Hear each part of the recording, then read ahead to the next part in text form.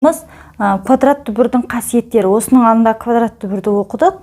Және енді бүгінгі тоқталатынымыз оның қандай қасиеттері бар, соған тоқталамыз.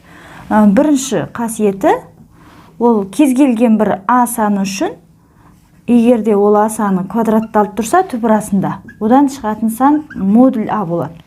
Мысалға, ол деген сөз, түбір астында -6-ның квадраты тұр деген сөз, ол түбір шыққанда -6 болып шығады, шешім 6, яғни квадрат түбір негізгі ережесінен ауытқығамыз жоқ. Квадрат түбірден шығатын сан оң сан болу керек, я оң сан шықты деген сөз. Осы қасиеттен пайдаланамыз. Екіншісі, егерде сандар квадрат түбірдің астында көбейтіліп тұрса, оны жеке-жеке квадрат түбірдің астына бөліп жазалады екенбіз. Мысалға, оған мысал келтірсек,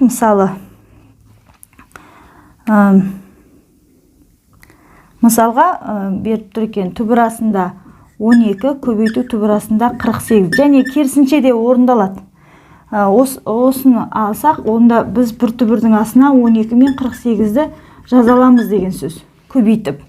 Арғай орындау керек болса, жалғастырып орындай аламыз. Арғай жалғастырайық. Сонда түбір астында 12-ге тиіспейміз, ал 48 деген 12 мен 3-тің көбейтіндісі. 12 мен 4-тің көбейтіндісі.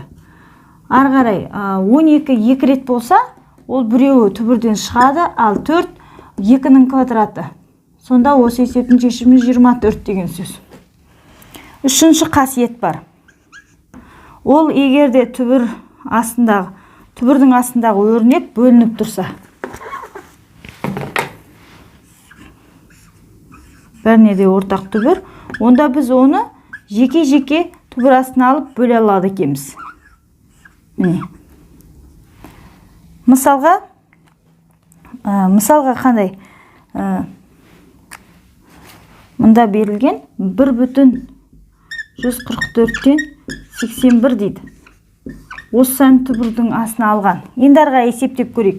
Ол үшін түбір болса да, біз не істейміз? Аралас санды бұрыс бөлшекке айландырамыз. 144-тен 81-ді қоссақ 5, 225 болды. Ал 144, енді осын жеке-жеке түбірге аламыз. Жаңағы қасиет бойынша 225-тің өзін бөлек түбір, 144-тің өзін бөлек түбірге аламыз. Тең 144 деген 12-ның квадраты, 225 деген 15-тің квадраты. Сонда осы есептің шешімі 1,3-ке қысқарады. Сонда мұнда 4, мұнда 5. 1,4-тен 1 деген сөз. Осылай. Енді төртінші қасиет бар.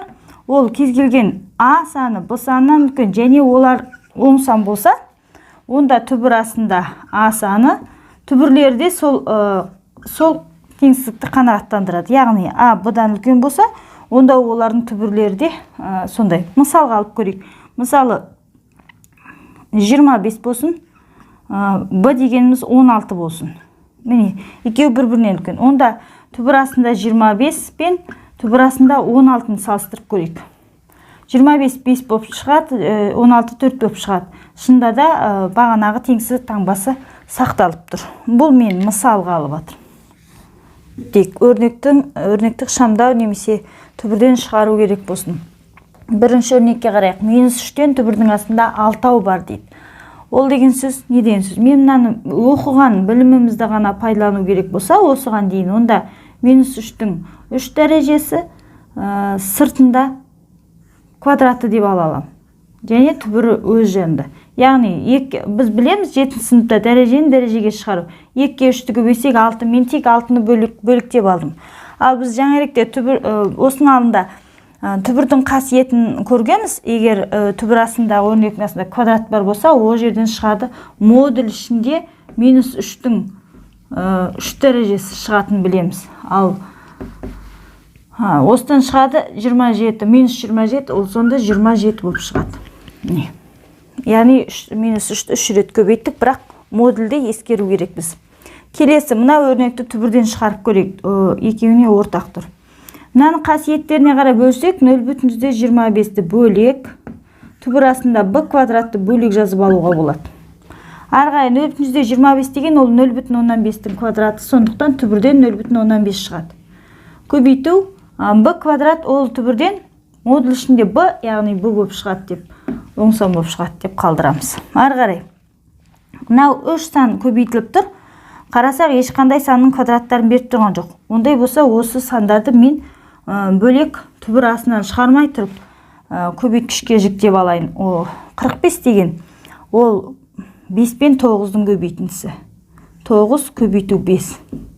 Ал 65 деген 5 пен 13-дің көбейтіндісі.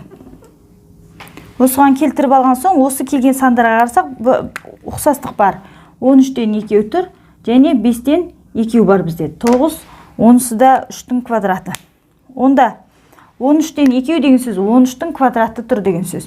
5-тен 2 деген 5-тің квадраты бар деген сөз. Онда оларды жеке-жеке түбірден шығаруға болады. 9-дан түбір 3 болып шығады. 2 13-ден біреу шығады түбірден. 2 5 25, 25 түбірден 5 болып шығады. Міне бәрін түбірден шығарып жердік. Енді тек қана көбейсек болды. Мына жерде 13-ке 5-ті көбейсек 65, 65-ке 3-ті көбейсек 3 5 15, 6 18 19 195 шығады екен. Осы өрнектің шешімі. Келесі түбір тағы да ішінде көптеген бір мүшеліктер жатыр екен, көбейтінді болып. Енді көрейік, x барларды біріктіре аламыз 7 сыныптағы дәреже бойынша. Сонда мына жерде x-тер және y-тер біріктіре аламыз. Ол арасы көбейту болғандықтан. Сонда x-тер 10-ға 6-ны көбейтем, 60. X-тің дәрежелері қосылатында 3, мұнда 5, 8 дәреже болады. Көбейту 9-ға 15-ті көбейтем, 90, 5, 45, 135, 135. Y-тің 2-ге 6-ны қоссақ 8 дәреже болады. Және сыртта түбір сандары 60 пен 135-ті көбейтпей-ақ сандардың көбейтіндісі түрінде жүктеп алайық. 60 деген неше? 60 ол 4 пен 15-тің көбейтіндісі. 4 түбірден шығатын сан 15 шықпайды. Бола берсін. Көбейту жарайды, көбейту x-тің 8 дәрежесін бақа жаза берейін. 135 деген ол 15 пен 9-дың көбейтіндісі. Y-тің 8 дәрежесін жазып қойайын. Мен тек қана сандарды барынша көбейткішке ашып жаздым. Біреуі міне 4 түбірден шығатын сан, 4 деген 2-нің квадраты. Және 9 түбірден шығатын сан. Ал екеуінде ұқсас 15 бар. Онда 2 15-тің квадраты түбірден 15 болып шығады деген сөз. Сонымен сандарды шығарып жібере аламын. 4 түбірден 2 болып шығады. 15-тен 2 болғандықтан 1 15 сыртқа шығады. 9 ол 3 болып шығады түбірден. Ең әріптерден x-тің 8 дәрежесі бағана бірінші есеп сияқты дәрежені дәрежеге шығаратын болсақ, квадраттары кетеді, іште қалады x-тің 4 дәрежесі және y-тің 4 дәрежесі қалады. Арғай түбірден бәрі шыққаннан кейін енді көбейтіп тастауға болады. 6, 15-ті көбейтсек 90, 90 x-тің 4 дәрежесі, y-тің 4 дәрежесі қалады осы есепте шешім. Және мына 5-ші есептеп алдым, мына өрнекті ықшамда дейді. Біз онда түбірдің астында квадрат көрдік па, онда түбір астындағы өрнек шығады, бірақ модульмен дегенде ескереміз. Екеуінен де сондай түбір астында 3, азайту 2 модульмен шығады. Енді модуль болған күннің өзінде біз осы жерде 1 мен түбір астында 2-ні салыстырып көрейік. 1 деген ол түбір астында 1-дің квадратынан 1 шығады. Яғни біз бағана 4-ші қасиетті айтқанбыз. Егер 1 кіші 2-ден болса, онда түбір астында 1-де кіші, түбір астында 2-ден деген сөз. Надан кіші. Осы теңсіздік бұл 4-ші қасиет болады. Олай болса, мына жерде 1 кіші сан екен, түбір астында 2 деген одан үлкен сан болып тұр. Онда біз оны минусын сыртқа шығарып жер, түбір астында 2 азайту 1 деп келтіріп алсақ, содан кейін барып модульден шығарсақ, осы минустан құтыламыз да, тек осы есептің шешімі түбір астында 2 азайту 1 болады деген сөз.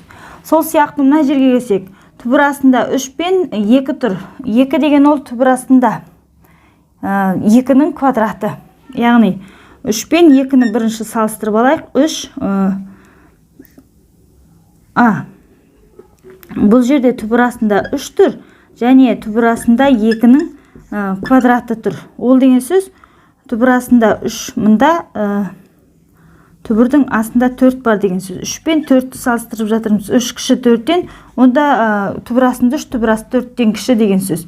Түбір асты 4-тен 2 шығып тұр. Сондықтан бұл жерде де кіші саннан үлкен сан азайтылып тұр екен. Онда біз минус сыртқа шығарамыз. 2 азайту түбір астында 3 деп модулімен. Енді барып модульден шығарған кезде осы минустан құтыламыз. Сонда минус түбір астында 3 болады. Осы есептің шешімі.